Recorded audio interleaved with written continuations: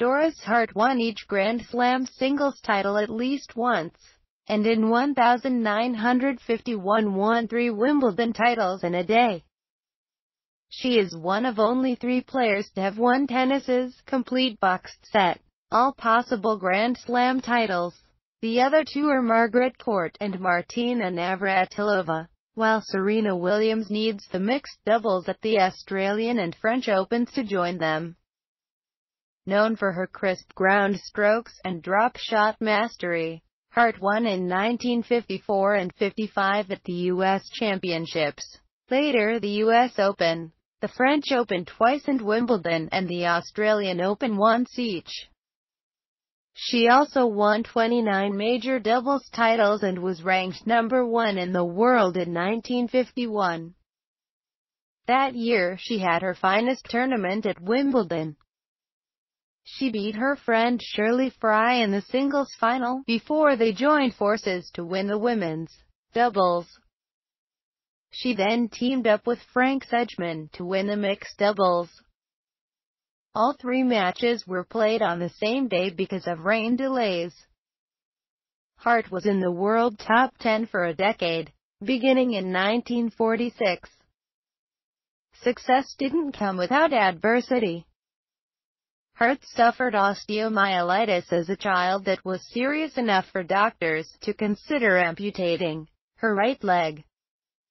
However, she began playing tennis at the age of 6 and went on to win 35 professional titles. Everybody thought she had polio, because she was a little bow-legged, Fry recalled in 2004. For her to do what she did was special, because she couldn't run as well as other people. And yet she had the smarts. She was born in 1925 in St. Louis and grew up in Coral Gables, Florida.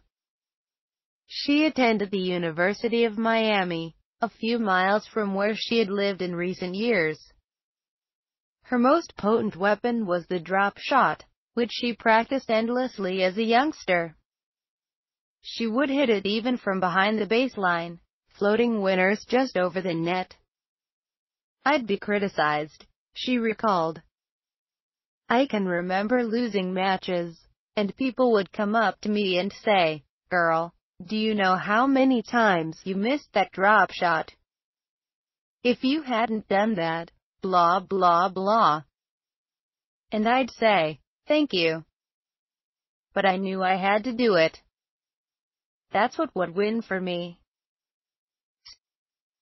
Retiring in 1955, she worked as a teaching pro for 28 years at a club in Pompano Beach, but neck trouble forced her to give up in 1993. Later in life she shunned the professional tennis scene, though she did watch on television. In 2010 she said she had lost most of her vision. In 2004, watching the U.S. Open at home, Hart cringed at Serena Williams' close, marveled at the smooth shot-making of Roger Federer, and said she disliked the way players try to hit everything so hard. "There's really not much strategy involved. It's not that appealing to watch, I don't think." Doris Hart, tennis player and coach, born St. Louis, Missouri the 20th of June 1925, died Coral Gables, Florida the 29th of May 2015.